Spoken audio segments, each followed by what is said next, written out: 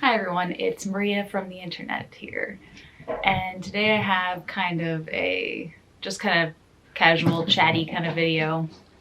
If you hear any noise in the background, it's all my foster kittens. I currently have 4 little foster kittens and I have adopted 3 cats. So I have 2 Pomeranians, 3 cats, and 4 foster kittens running around the house right now.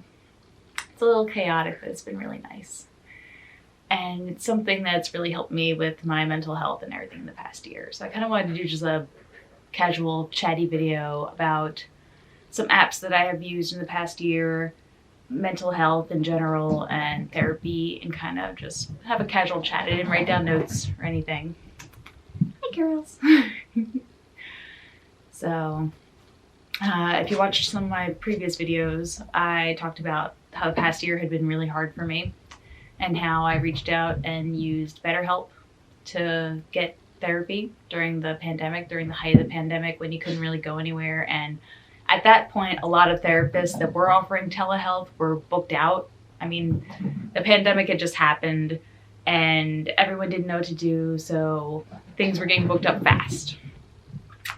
And the first thing I did when I was in my situation was I downloaded BetterHelp because I had seen it advertised on YouTube and stuff all the time, like Phil DeFranco, and although he dissociates himself from it now, I believe, but I had seen YouTubers that I watched talk about BetterHelp, so I figured it was an option. So it was an affordable option. I think it was like $60 a month or something. It was rather affordable. And the plus side of it is you do get connected to someone right away. And another plus side was that if you don't kind of mesh with your counselor, the process of getting a new one is really quick. Basically, it's just like an option you click, being like, this person doesn't work. You can explain why they don't work, or you can just leave it blank if you want, and it connects you to someone else. So my particular situation was rather unique. It wasn't like an isolated, self-contained problem. It wasn't me being anxious or depressed on my own. So it wasn't just me. It was involving a lot of outward sources. So in that case, I think BetterHelp is not the greatest. The first counselor I connected to was very nice. They were very nice and they were very professional, but I don't believe they were at all equipped to deal with my situation. It wasn't me panicking about the pandemic. It wasn't me being depressed or focusing on myself. It was me being terrorized by my particular, my partner, while they were in a manic phase, and I was being basically mentally tortured for weeks to months on end. And having someone through the BetterHelp app talk about that was difficult. The first person was trying to be distracting to me. They tried to be like, oh, well, tell me about your dogs. Or they suggested I try to do some self-care and take a bath, like a bubble bath, which I found very frustrating. Admittedly, at that point, I'd been trapped in the bedroom for a couple days. That whole situation was really difficult. So I hadn't been showering or bathing or taking care of myself. I couldn't remember the last time I washed my hair at that point. So it could be them just trying to do that for my own health and benefit, but it wasn't really what I needed in that moment. So I changed counselors. So I got another counselor, and this person was also very kind and professional and everything. And they gave me some exercises to do with my then partner, and they were available all the time. All the time they were available. They could text me, they typed to me, they sent me emails, we did audio clips back and forth. You can record an audio clip and send it to them, and they can record an audio clip response and send it to you. We had scheduled phone calls as well, so they were there for me throughout the entire day. Their availability was amazing. So that was another benefit. And that person was very helpful, but eventually they kind of petered out into the same. I'm sure all of the BetterHelp counselors were also very overwhelmed during the pandemic. I don't know how many people they might have been talking to. They started confusing my information with other people, and in my situation, that wasn't great. Mine was a very time-sensitive and distressing situation. So, hi, Poo-Poo. You hear Poo-Poo? So, hello, pumpkin. That's my pumpkin. Hi, pumpkin. So the second counselor was a lot better, and I stayed with them for a long time. And then I got a third counselor for a while, and they were also very helpful. But when I was in the height of my situation, when I was in the height of my situation and I was debating on getting a restraining order against my partner and I was having panic attacks and it was getting really bad, that's when I had to step away from BetterHelp. I felt like BetterHelp was not equipped to handle such a situation, and I got an actual doctor, counselor that was separate. He had his own practice, and I set up an appointment with him, which has been great. I've been seeing this doctor for over a year.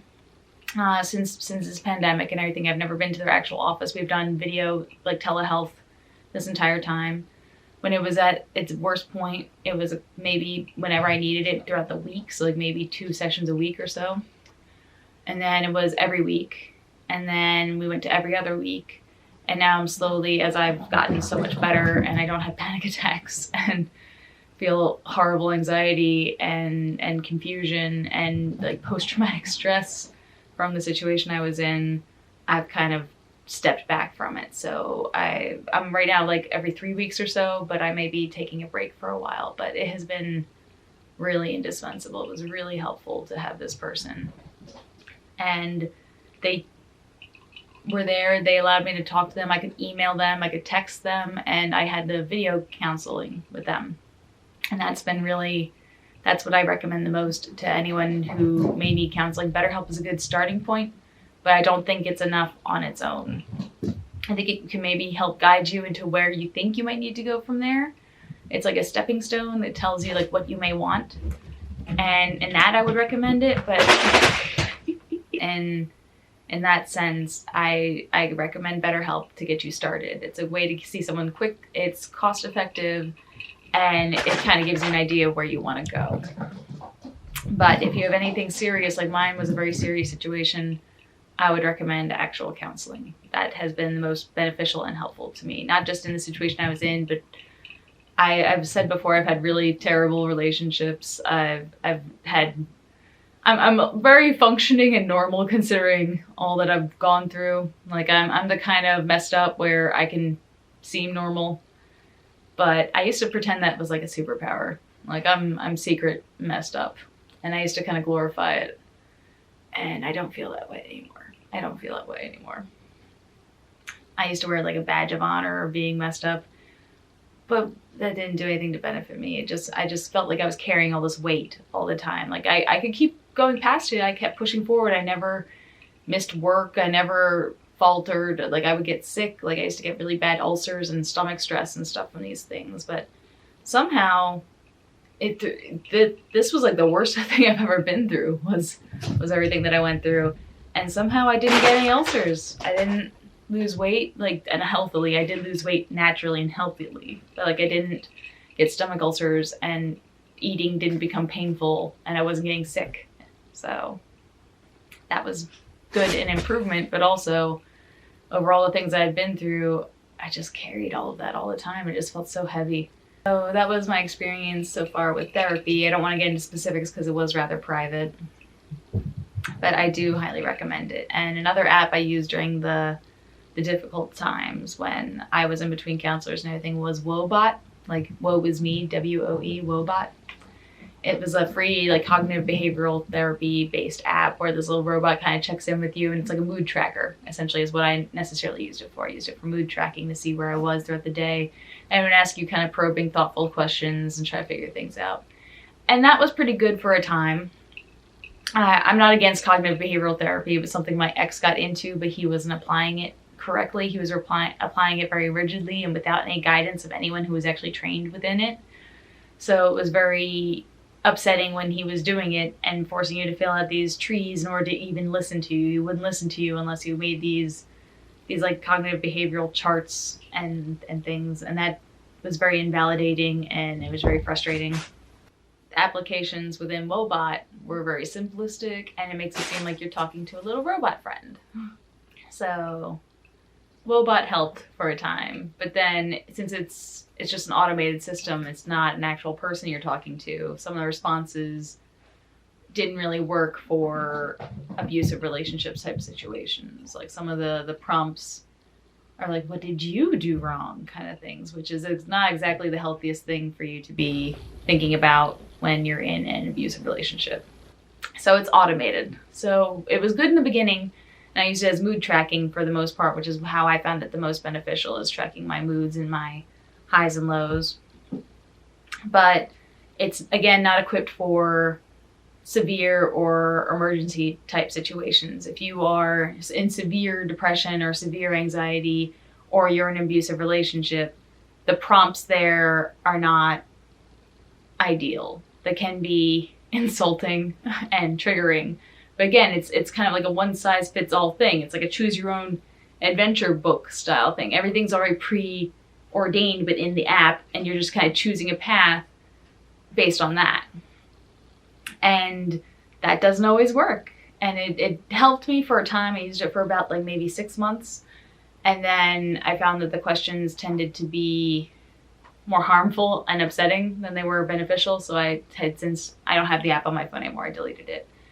But when I was in that moment, it was helpful. So I would recommend it if you were trying to check your mood, or you are just beginning your therapy courses. Maybe it's a good way to kind of guide you again to figure out where you want to go. If you need a specialist in a specified field, or if you need to focus on a certain aspect of therapy for yourself, I think it's good for that.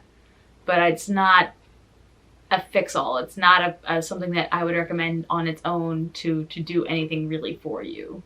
In the end, I think the best thing you can do is just find a therapist and go to therapy, and from there figure out where you need to go. Maybe medication is an area you need to explore. Maybe specified therapy is a thing you need to explore. Like they can tell you, I don't specialize in this, but I have someone who does specialize in this, and recommend you to someone else. And they can help you find people within your insurance or health plan network, or able to work with all sorts of financial needs and everything. So there's options out there, and they're very helpful. And I was always someone that was pro-therapy. I don't stigmatize. I've never been anti-therapy, but I had never really gone to therapy on my own, more so for financial reasons than anything else. And I also was under this kind of impression that I'm okay. I knew that I had been through a lot, and I never missed a day of work. I never missed a mortgage payment or anything. So I was like, I'm functioning and I'm fine. But I was really just driving myself into the ground. I was a drudge, just getting through each day, getting through each challenge that my at the time partner and all of his situations faced. And I feel like I look so much younger now, just naturally, because I'm just so much less stressed. I can sleep. For some reason, my ex-partner had like an obsession with constantly waking me up and like not letting me sleep. And I just feel so much better now because of all these changes I've made in my life. And I don't know. I don't know what else to say.